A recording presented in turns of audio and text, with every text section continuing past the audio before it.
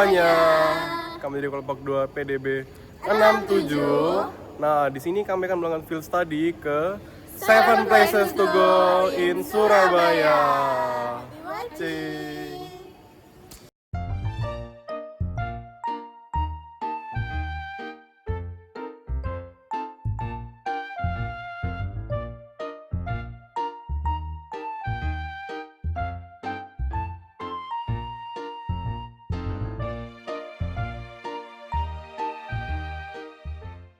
Kalau boleh tahu, Depot Gubengnya itu udah berdiri sejak kapan sih?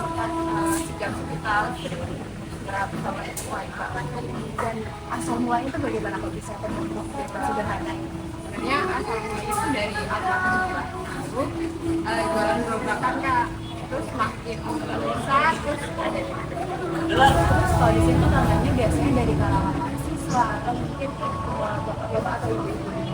sebenarnya sih dari sekarang ya Kak, jadi mahasiswa banyak yang kesini mungkin karena harganya relatif murah ya, terus kayak mungkin dari orang-orang yang turun dari stasiun, dari kereta nonton di sini, atau juga mungkin dari sini.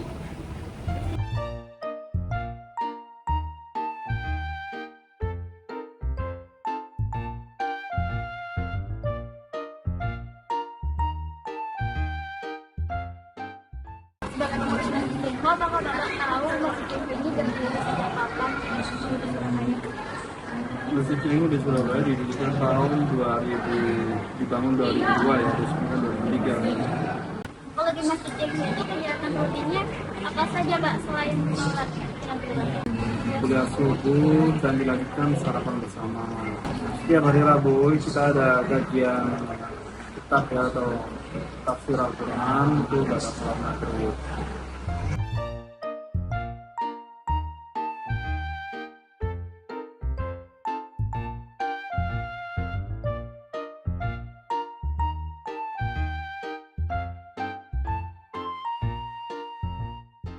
Siapa yang saat ini bertanggung jawab atas pengelolaan dan perawatan Depot ini?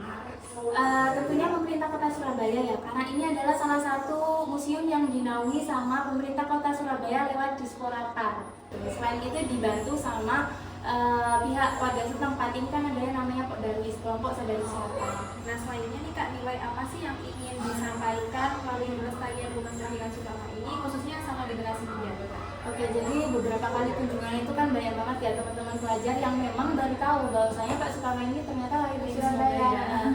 Taunya lahir di Blitar, dan memang banyak banget buku yang masih menyebutkan hal tersebut, masih di Blitar 6 Juli 1901. Padahal itu adalah statement yang salah. Jadi hal yang disampaikan adalah pembenaran sejarah itu tadi yang pertama. Kalau juga nilai nasionalis yang terkandung di sini adalah di sini kan memang waktu itu pusat perdagangan ya, jadi banyak banget orang-orang Bali, terus Chinese, terus Madura itu tinggal di sini secara berdampingan, tapi mereka tetap gotong royong untuk ibaratnya mengelola situs-situs sejarah yang ada di Pendeni. Itu sih hebatnya.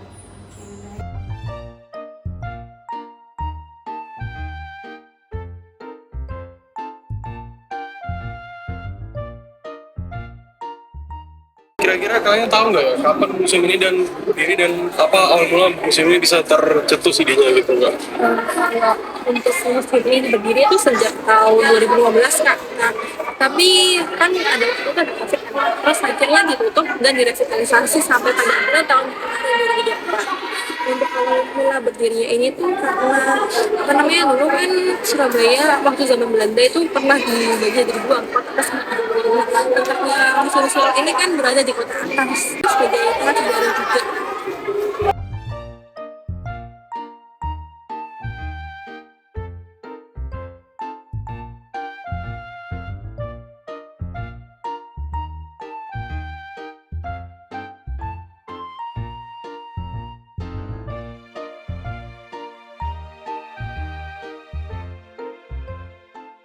Apa yang membuat Bapak berkunjung ke Taman Bungkul ini?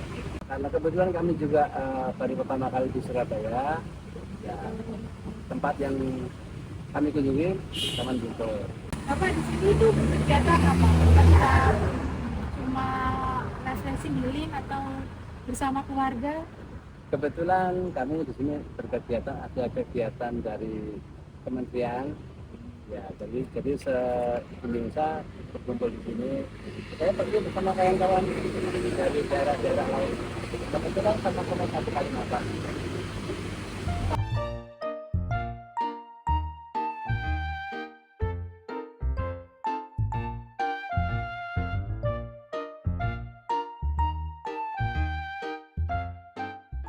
Apa yang membuat selera masak itu beda sama anak lain di Surabaya?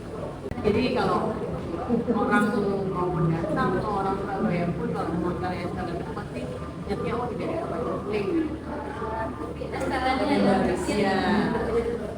Berapa penting tempat makan legendaris atau tempat makan daerah seperti itu tetap ada dan memakai gitu. Menurut saya penting ya, karena Surabaya itu kan dikenal sama kota kulit.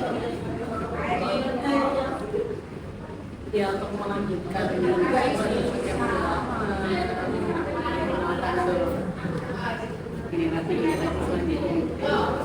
Dari 7 destinasi yang kami kunjungi di Surabaya, kami belajar bahwa setiap tempat menyimpan kisah dan kearifan lokal yang berharga.